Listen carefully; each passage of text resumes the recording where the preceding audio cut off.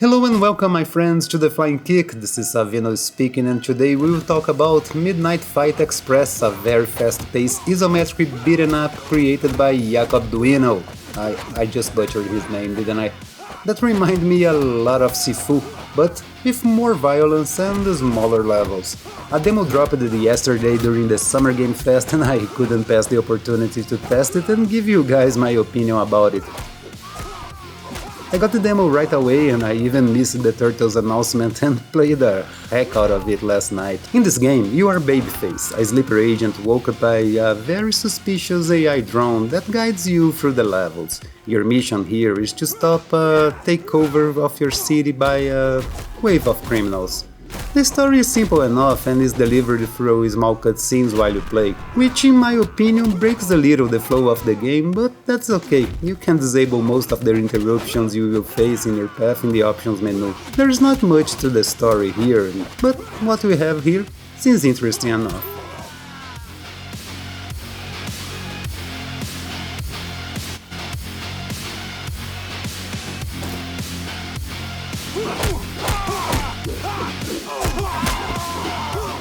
Graphically, the game is very stylish with lots of colors and high contrast levels.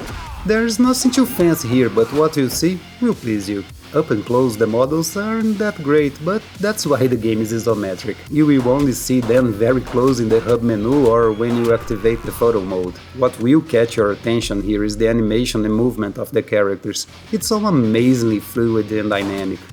In a moment you are punching a foe in the face and with a flick of a button you are jumping across the screen to beat another, and it all works so seamlessly that it's hard to believe. Not only your character, but most of them have excellent animations and a nice and fun ragdoll when you defeat them. It all works very well together here, the graphics and the animation will grant you a show that you will hardly forget. The game is pretty violent too, with blood flying all over the screen, heads being bashed and even bodies sliced in half. The kind of violence you recommend viewer discretion with the flashing lights in the beginning of the game. I enjoy it a lot.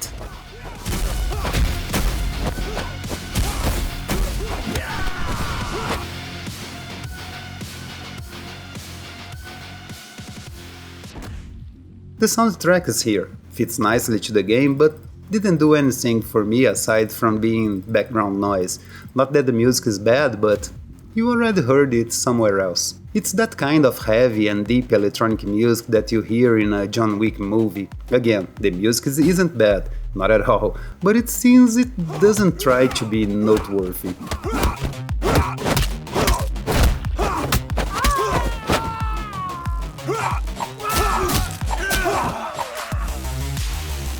The sound effects, on the other hand, are very good. The knives cutting through the air or through the flesh of your enemies, bottles breaking on heads, gunshots, everything sounds dense with that oomph that you need to feel satisfied with your actions. The punches also sound very good, and you will hear and feel every hit you land or take, and even not care too much about the OST. The sound effects blend in nicely with the beats of the music, and that is a very satisfying experience.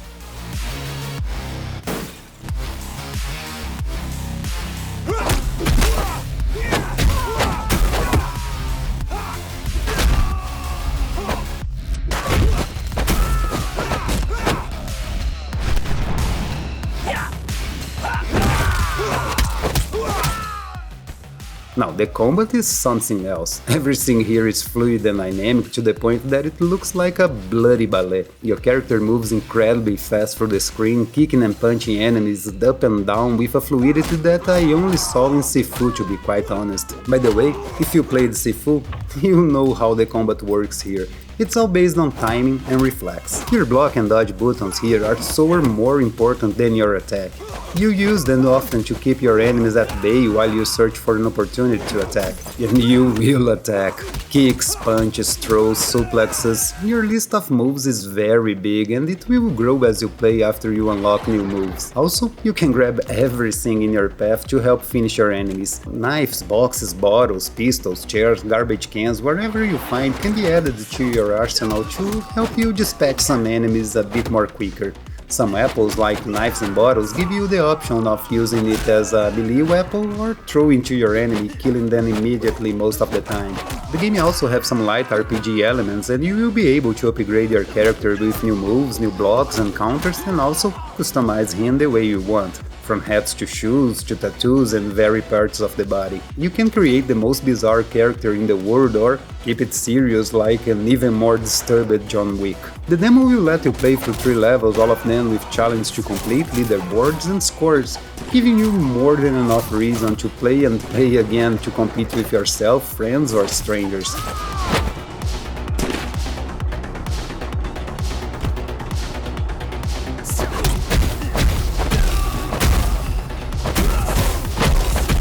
The demo is very good. If the intention was to sell the game, and it is, duh, Jakob did a very good job picking these 3 levels. You'll be prompted with many diverse situations and enemies, giving you a good idea of what we can expect of the full games that arrives for PC, Xbox, PlayStation and Nintendo Switch on August 23rd.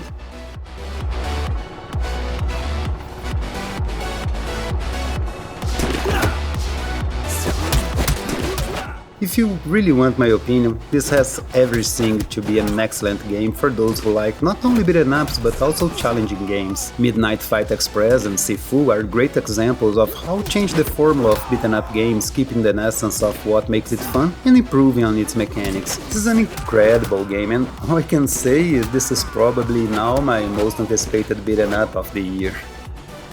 And you guys? What are your thoughts about the game? Drop them in the comments, let's chat about it. Also, don't forget to like and subscribe, and I will see you all in the next video. And remember, keep it up.